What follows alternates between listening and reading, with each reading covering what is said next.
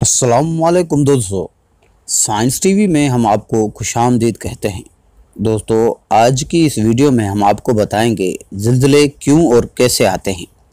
लेकिन इससे पहले अगर आप इस चैनल पर नए हैं तो इस चैनल को जल्दी से सब्सक्राइब कर लें और जल्दी से हमारी इस वीडियो को लाइक और शेयर कर दें। दोस्तों, निज़ाम शमसी में सूरज से चौथा सियारा ज़मीन है।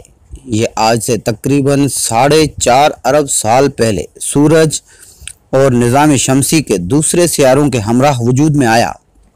ज़मीन की साख्त को समझने के लिए हम आड़ू की मिसाल लेते हैं। आड़ू की तरह ज़मीन के बीचों बीच भी एक इंतहाई गर्म गोला होता है जिसे ज़मीन का कलब या कवर कहते हैं। लोहे और निकल पर मुश्तमिल इस गोले का मजमूई कतर 6,972 किलोमीटर यानी मजमूई रवास या निसफ कतर 3,400 किलोमीटर होता है। इससे हम आड़ू की गुठली समझ सकते हैं। ज़मीनी कलब के भी दो हिस्से होते हैं।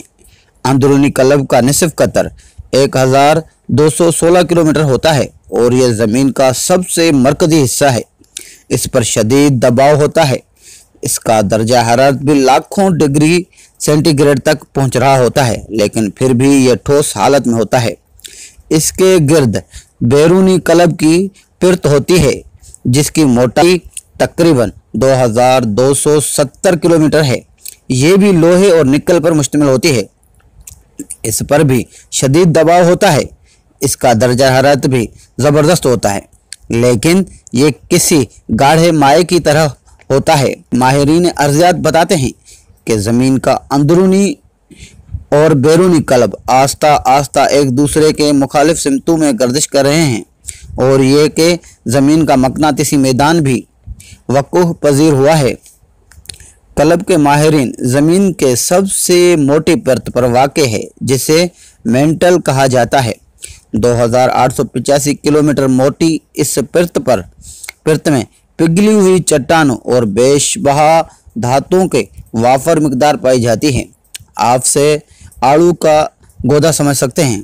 अब बारी आती है कशर अर्ज़ की, जो ज़मीनी परतों में सबसे बैरूनी, सबसे ठोस, सबसे सर्द और सबसे पतली परत भी है।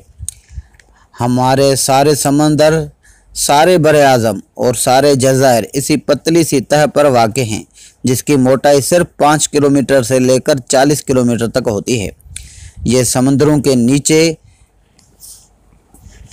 सी पतली और पहाड़ी इलाकों में होती है।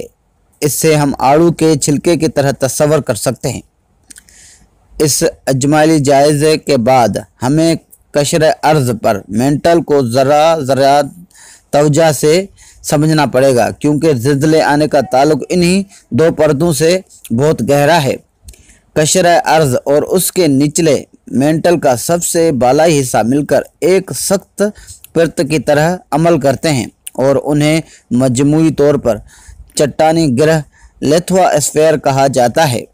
लिथोस्फीयर की मोटाई 300 से 400 किलोमीटर तक है। इसके बिल्कुल नीचे मेंटल का एक और झेली हिस्सा होता है जिसे एल्थोस्फीयर कहते हैं। ये भी तकरीबन 400 से 300 किलोमीटर होता है, लेकिन यह खासा कमज़ोर होता है जिसमें टूट फूट का अमल मुस्तकिल जारी रहता है। लिथोस्फीयर यानी कशर अर्ज़ और मेंटल के सबसे बाला हिस्से का मजमुआ भी सालिम हालत में नहीं बल्कि मुस्तनद टुकड़ों में टूटा हुआ है। इनमें से हर एक टुकड़ा प्लेट कहलाता है। ये प्लेटें भी मुसलसल हरकत में हैं, जबकि इनकी जिसामत और साख्त भी मुसलसल तब्दील हो रही है। अलबत्ता ये तब्दीली और हरकत इतनी सुस्त रफ्तार में आती हैं कि इनको बदलने में करोड़ों साल लग जाते हैं। सूरत हाल कुछ ये है कि लिथोस्फीयर लगभग 24 घंटे बड़े टुकड़ों या प्लेटों में टूटा हुआ है, जिसमें से 7 बड़ी, 6 दरमियानी और तकरीबन दर्जन भर छोटी अंटार्कटिका और हिंद, ऑस्ट्रेलिया और इंडो ऑस्ट्रेलियन प्लेटें शामिल हैं।